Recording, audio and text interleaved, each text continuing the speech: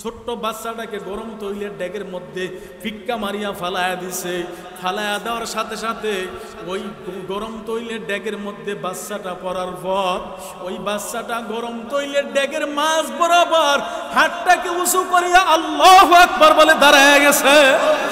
আল্লাহু আকবার বলে দাঁড়াইয়া গেছে, মুখের জবানটা খুলিয়া গেছে।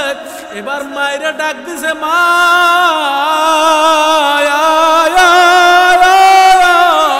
ও মার দেরি করবি না, এইটা কোনো গরম তৈলের ডেক না, এটা মাওলা একটা জান্নাতের বাগান সাজাইয়া রাখছে। এ মা, এই তৈলের ডেকের চতুর্দিকে এক নয় দুই নয় আমার মাওলায় কোটি কোটি কোটি কোটি রহমতের ফেরেশতা। ওরে এক একটা ফেরেশতা মাওলার এক একটা রহমতের পাকা হাতে নিয়ে আমারে বাতাস করতেছে রে মা। এ মা, চিন্তা করবি না, তাড়াতাড়ি আয়, গরম তৈলের ডেকের মধ্যে আয়। এইটা গরম তৈলের ডেক না, এটা আমার মাওলায় জান্নাতের বালাখানা সাজায়া রাখছে। আমরা ইসলাম প্রিয় মানুষ, আমরা ইসলামকে মহব্বত করি, ইসলামকে ভালোবাসি। যেহেতু আমরা মুসলমান, কথা বলেন ঠিক কিনা? মুসলমান হিসাবে আমরা ইসলামকে ভালোবাসি, ইসলামকে মহব্বত করি। কি জন্য? আল্লাহর মনোনীত ধর্ম, আল্লাহর মনোনীত দিন হলো ইসলাম। এই জন্য আমরা ইসলামকে ভালোবাসি, মহব্বত করি। আর এর মধ্যেই রয়েছে শান্তি, এর মধ্যেই রয়েছে মানুষের উত্তম ব্যবস্থা, এর মধ্যেই রয়েছে মানুষের প্রশান্তি। আল্লাহ পাক রব্বুল আলামিন ইসলামের মধ্যেই শান্তি রাখছেন। রব্বুল আলামিন আমাদেরকে প্রথম মুসলমান বানাইছেন। মুসলমান বানানোর পর আবার বিনা দরখাস্তে রব্বুল আলামিন বিশ্বনবীর উম্মত হিসেবে কবুল করছেন। কি আমরা কেউ কোনো দরখাস্ত করেছি কোনোদিন? বিনা দরখাস্তে আল্লাহ পাক রব্বুল আলামিন বিশ্বনবী মুহাম্মদ রাসূলুল্লাহ সাল্লাল্লাহু আলাইহি ওয়াসাল্লামের উম্মত বানাইছে। এর চেয়ে বড় আর কিছু হতে পারে? কত নবীরা পর্যন্ত দরখাস্ত করেছেন, আবদার করছেন আল্লাহর কাছে, আল্লাহ আমাকে নবী না বানায় যদি বিশ্বনবীর উম্মত বানাইতেন আমার জীবনটা ধন্য হয়ে যেত। কিন্তু আল্লাহ পাক রব্বুল আলামিন আমাদেরকে দরখাস্ত ছাড়াই বিশ্বনবীর উম্মত হিসেবে কবুল করছেন। আমার ভাইয়েরা, তবে এই ইসলামকে আমরা ভালোবাসতে চাই, মহব্বত করতে চাই। আর ইসলামের উপর যে সমস্ত দুশমনরা, বাতিলরা ইসলামকে বাঁকা নজরে দেখবে, আমরা যেই চোখ দিয়ে বাঁকা নজরে ইসলামের দিকে তাকাবে, ওই চোখকে আমরা উঠে দিতে বাধ্য হব। কথা বলেন ঠিক?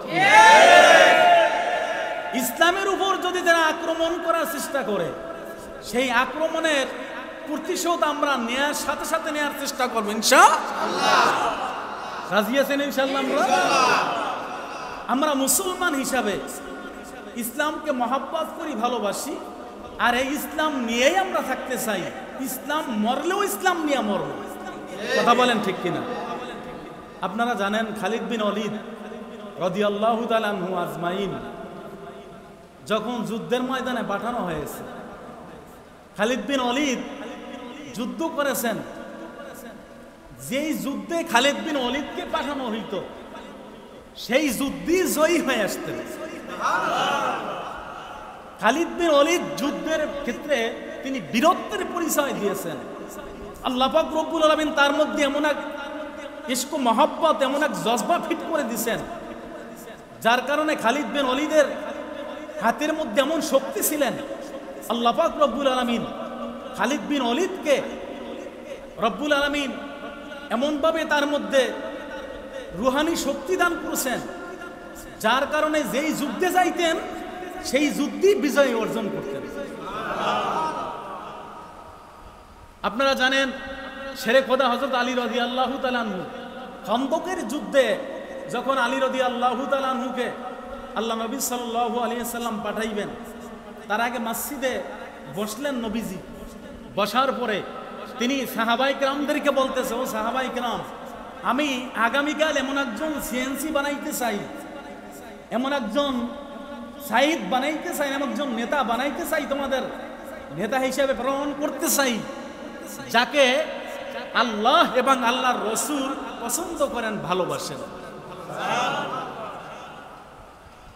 এই পছন্দওয়ালা ব্যক্তি সবাই হতে চায় না, কথা কয় না। সাহাবায়ে কেরাম বললেন, সাহাবায়ে কেরামের মধ্যে উদ্দীপনা জাগলো, কে হতে পারে সেই ব্যক্তি।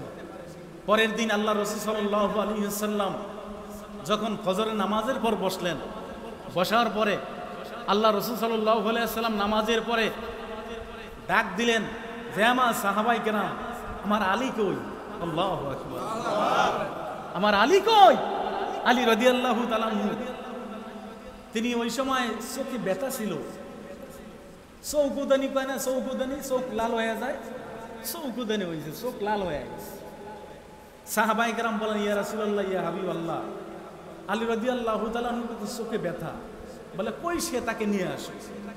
আলী রাদিয়াল্লাহু তাআলা আনহুকে নিয়ে আসলেন। আসার পরে আল্লাহর হাবিব সাল্লাল্লাহু আলাইহি ওয়াসাল্লাম আলী রাদিয়াল্লাহু তাআলা আনহুকে সামনে ডাকলেন, সামনে আসছেন। আসার পরে বলে, আলী, তোমার কোন চোখে ব্যথা দেখি? আলী রাদিয়াল্লাহু তাআলা আনহু চোখ দেখাইলেন। দেখানোর পরে আল্লাহর হাবিব সাল্লাল্লাহু আলাইহি ওয়াসাল্লাম তার বরকতি মুখের জিহ্বা থেকে লালায় এনে আলী রাদিয়াল্লাহু তাআলা আনহুর চোখে লাগাই দিলেন। লাগায় দেওয়ার সাথে সাথে চোখ ভালো হয়ে গেছে। আলী রাদিয়াল্লাহু তাআলা আনহু হাতে তরবারি দিলেন, ঘোড়া দিলেন। বলে, আলী, আগামীকালকে ময়দানে যেতে হবে, যুদ্ধ করতে হবে। আলী রাদিয়াল্লাহু তাআলা আনহু যখন ময়দানে চলে গেলেন, চলে যাওয়ার পরে আলী রাদিয়াল্লাহু তাআলা আনহু যখন দেখলেন এক পাশে বেঈমান দাঁড়ায় গেছে, বেঈমানের দলসহ বেঈমান যখন দাঁড়ায় গেছে, বেঈমানদের মধ্যে সর্বপ্রথম যে বেঈমান যুদ্ধ করতে আসবে আলী রাদিয়াল্লাহু তাআলা আনহুর কাছে, কাফেরদের মধ্যে বড় লিডার যখন আলী রাদিয়াল্লাহু তাআলা আনহুর কাছে আসছে, কিতাবের মধ্যে নাম হলো মুরাব্বাহ। উনি যখন সামনে আসছে, আসার পরে আলী রাদিয়াল্লাহু তাআলা আনহুকে বলতেছে, আলী, তুমি কি চাও তোমার সন্তানকে এতিম বানাতে? তুমি কি চাও তোমার বিবিকে বিধবা বানাতে? তাহলে তুমি আমার কাছে আসো। জানো না আমি এমন পালোয়ান, ইতিপূর্বে আমার সাথে যারা যুদ্ধ করেছে সব আমি হারায় ফেলাইছি, সব হারায় ফেলাইছি, সব আমি কতল করছি, একের পর এক কতল করছি। তুমি কি চাও তোমার ছেলে সন্তানকে এতিম বানাতে? তাহলে আসো। আলী রাদিয়াল্লাহু তাআলা আনহু ডাক দিয়া বলে, বেঈমানের বাচ্চা, বেঈমান শোন, এই যে তরবারি, এই তরবারি আমার নিজের তরবারি না, এটা আল্লাহ রাসূলের দেয়া তরবারি। আল্লাহু আকবার বলেন, আল্লাহু আকবার। এ বেঈমান, এই যে ঘোড়া দেখো, এই ঘোড়া আমার নিজের ঘোড়া না, এটা রাসূলের দেয়া ঘোড়া। বেঈমান ডাক দিয়া বলে, শেরে খোদা আলী, তোমার বাবা আবু তালেব আমার ছোটবেলার বন্ধু ছিল, বন্ধুর ছেলে, আমি বন্ধুর ছেলের গায়ে আমি আঘাত করতে পারি না। আলী রাদিয়াল্লাহু তাআলা আনহু ডাক দিয়া বলে, বেঈমান শোনো, আমার বাবা তোমার বন্ধু থাকতে পারে, কিন্তু আল্লাহর যে দুশমন আমার সে দুশমন, আল্লাহ রাসূলের যে দুশমন আমার সে দুশমন। কথা বলেন ঠিক কিনা? আলী রাদিয়াল্লাহু তাআলা আনহু এইবার ডাক দিয়া বলে, বেঈমান, তুমি যুদ্ধের ময়দানে আসছো, তুমি আঘাত করো। বলে, না, তুমি আগে আঘাত করো। আলী রাদিয়াল্লাহু তাআলা আনহুকে বলতেছে, তুমি আগে আঘাত করো। বলে, না, ইসলাম কাউকে প্রথম আঘাত করে না, তুমি আঘাত করো। বেঈমান যখন আঘাত করা শুরু করলেন, আলী রাদিয়াল্লাহু তাআলা আনহু যখন তরবারি ধরলেন, আঘাতের পর আঘাত করলেন, সব তরবারি দিয়ে ঠেকায় দিছে। আলী রাদিয়াল্লাহু তাআলা আনহু বলে, বেঈমান, এবার আমার পালা, তুমি সহ্য করো, তুমি সামলাও।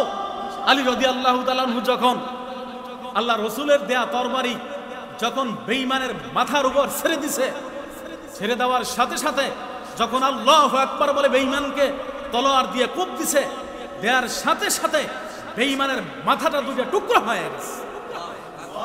আলী রাদিয়াল্লাহু তাআলা আনহু এমন ভাবে জোরে আঘাত করছে, ঢালটা জমিনে গিরে গেছে।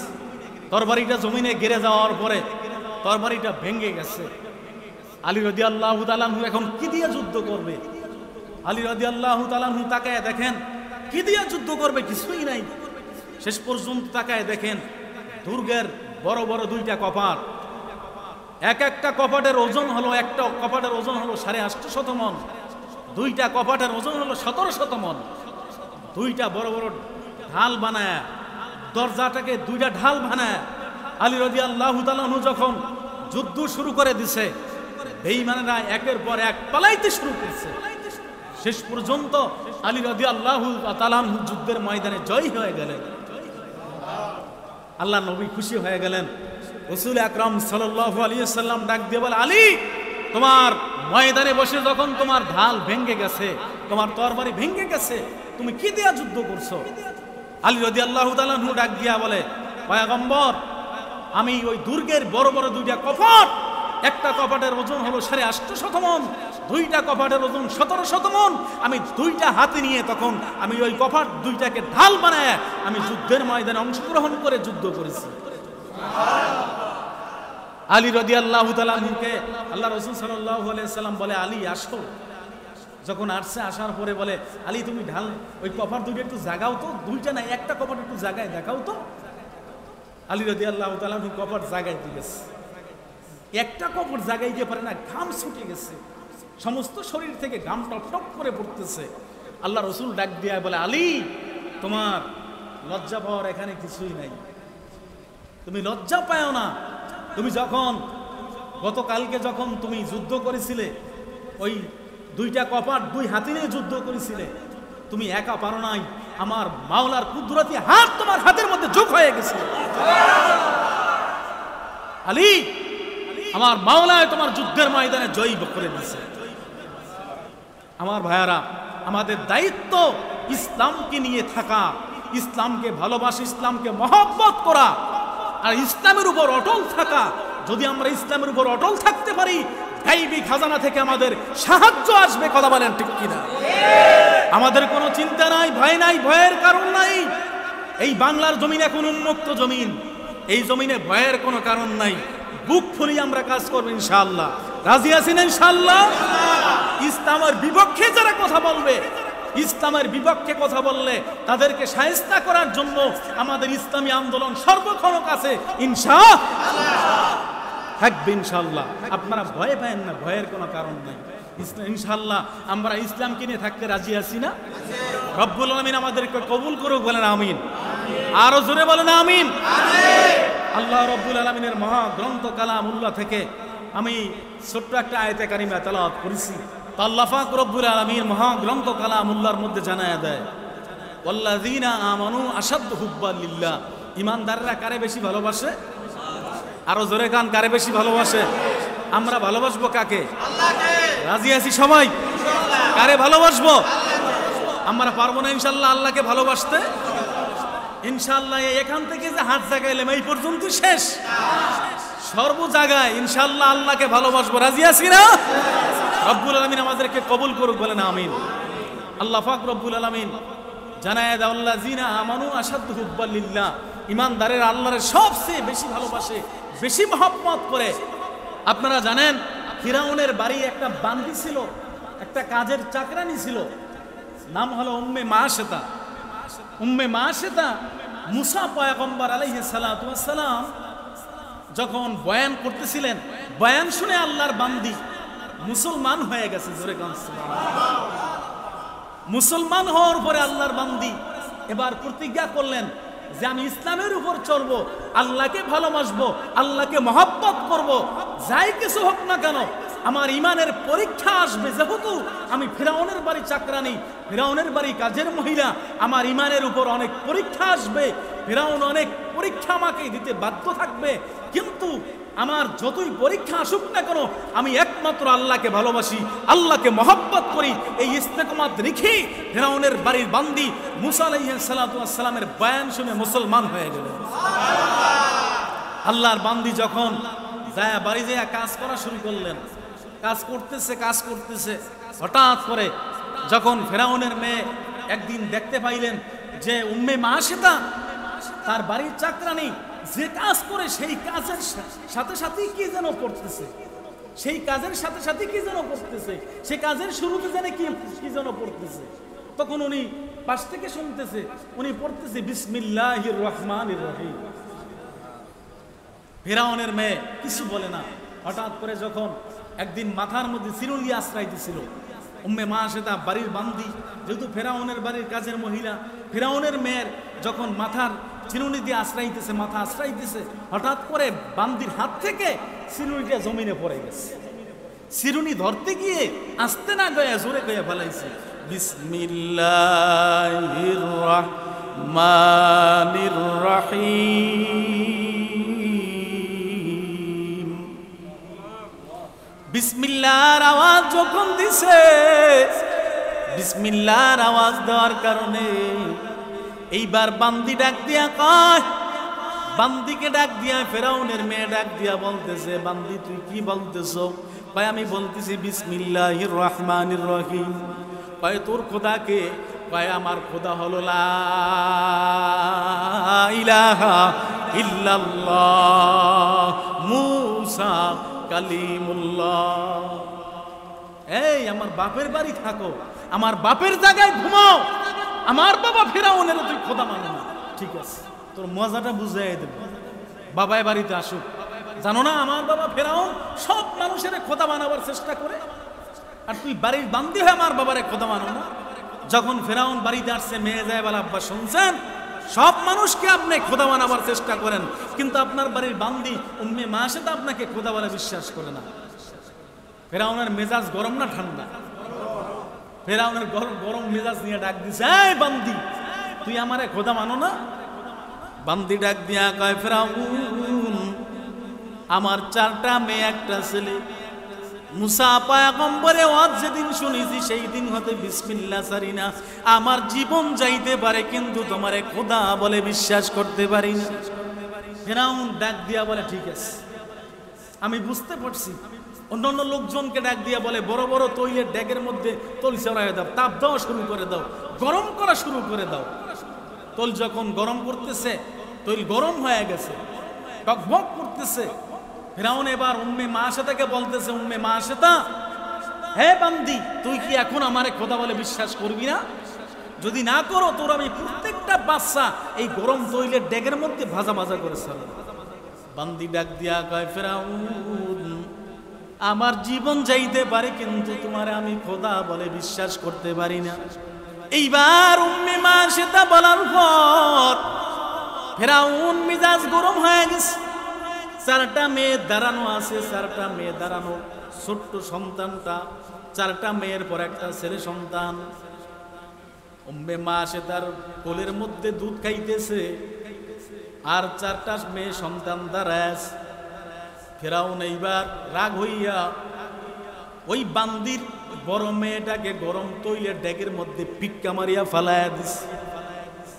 ফালায়া দেওয়ার পর ওই বাচ্চাটা গরম তৈলের ড্যাগের মধ্যে যখন পড়ছে, পড়ার পর আমার মাওলারে ডাক দিছে আল্লাহ। জবান খুলে ডাক দেন আল্লাহ। আল্লাহকে ডাক দিছে। আল্লাহকে ডাক দেওয়ার সাথে সাথে বাচ্চাটা ঘুরুনি দিয়া ভাজা ভাজা হয়ে গেছে। ভাজা ভাজা সন্তান মার কিনারায় নিয়ে হাজির করছে। হাজির করার পর এইবার উম্মে মাসেদাকে আবার ফেরাউন ডাক দিয়া কয়, এই উম্মে মাসেদা তোর দ্বিতীয় সন্তান আমি গরম তৈলের ড্যাগের মধ্যে নেব কি নেব না, তার আগে তুই বল আমাকে খোদা বলে বিশ্বাস করবি কিনা। উম্মে মাসেদা ডাক দিয়া কয়, ফেরাউন তোমার আমার দ্বিতীয় সন্তান কেন, আমার তৃতীয় সন্তান কেন, আমার চতুর্থ সন্তান কেন, এরপর আমার ছোট্ট সন্তান নিতে পারো, আমাকেও নিয়ে ভাজা ভাজা করতে পারো, কিন্তু তোমার আমি লা ইলাহা ইল্লাল্লাহ কালেমা ফেরত দিতে পারবো না। আল্লাহু আকবার। বলার সাথে সাথে এবার দ্বিতীয় সন্তানটা গরম তৈলের ড্যাগের মধ্যে ভাজা ভাজা করছে। তৃতীয় নম্বর মেয়েটাকে গরম তৈলের ড্যাগের মধ্যে ভাজা ভাজা করছে। চতুর্থ নাম্বার মেয়েটাকে গরম তৈলের ড্যাগের মধ্যে ভাজা ভাজা করছে। এবার উম্মে মাসেদার 4টা মেয়ের পর একটা ছেলে সন্তান। মা সন্তানের জন্য কত মায়া। ও পর্দার অন্তরালের মা, যারা আলোচনা শুনতেছে রে মা, ইমানের কিন্তু পরীক্ষা আসবে। ও মা, ইমানের পরীক্ষা যাই আসুক না কেন, আমরা আমাদের জীবনের চেয়ে আল্লাহ আল্লাহর রাসূলকে বেশি ভালোবাসি। কথা কোন ঠিক কিনা? আমাদের উপর যতই পরীক্ষা আসুক না কেন, আমরা আল্লাহ আল্লাহর রাসূলকে ভালোবাসি। যখন উম্মে মাসেদা এই কথা বলছে, বলার পর উম্মে মা আসে তাকে ফেরাউন ডাক দিয়া কয়, তোর দুধের বাচ্চা আমি গরম তৈলের ডেকের মধ্যে ভাজা ভাজা করো।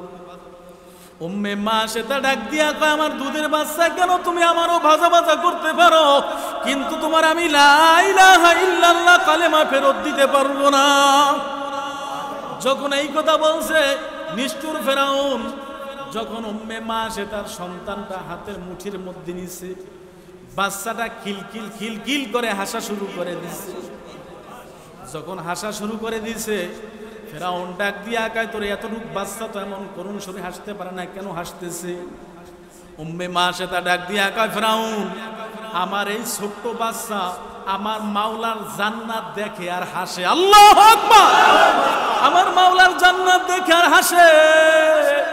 তুমি যতই আমার ছেলে সন্তানকে গরম তৈলের মধ্যে বাজা বাজা করো না কেন, আমার মাওলা তো এদের জন্য জান্নাত রাখছে,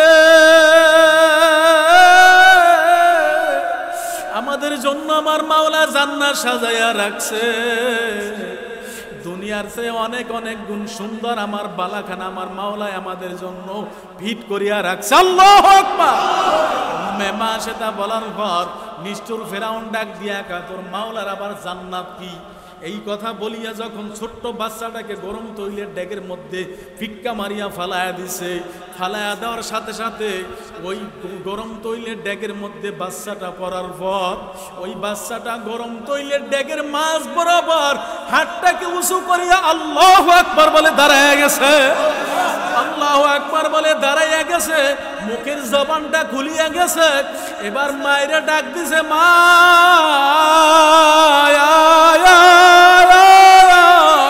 ও মার দেরি করবি না, এইটা কোনো গরম তৈলের ডেক না, এটা মাওলা একটা জান্নাতের বাগান সাজাইয়া রাখছে। হে মা, এই তৈলের ডেকের চতুর্দিকে এক নয় দুই নয় আমার মাওলায় কোটি কোটি কোটি কোটি রহমতের ফেরেশতা, ওরে এক একটা ফেরেশতা মাওলার এক একটা রহমতের পাকা হাতে নিয়ে আমারে বাতাস করতেছে রে মা। এ মা চিন্তা করবি না, তাড়াতাড়ি আয় গরম তৈলের ডেকের মধ্যে আয়। এইটা গরম তৈলের ডেক না, এটা আমার মাওলায় জান্নাতের বালাখানা সাজায়া রাখছে। এরে নবীর উম্মত, আমার মাওলাকে যদি ভালোবাসার মতো ভালোবাসা যায়, আমার মাওলাকে যদি ভালোবাসার মতো ভালোবাসা যায়, পয়গম্বরকে মহব্বত করার মতো মহব্বত করা যায়, এ মুসলমান আমাদের কোনো চিন্তা নাই, ভয় নাই, ভয়ের কোনো কারণ নাই।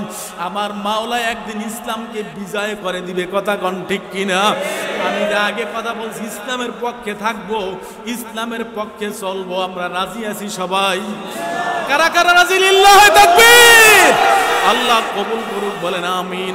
নাসরুম মিনাল্লাহি ওয়া ফাতহুন করিব ওয়া বাশশিরিল মুমিনিন।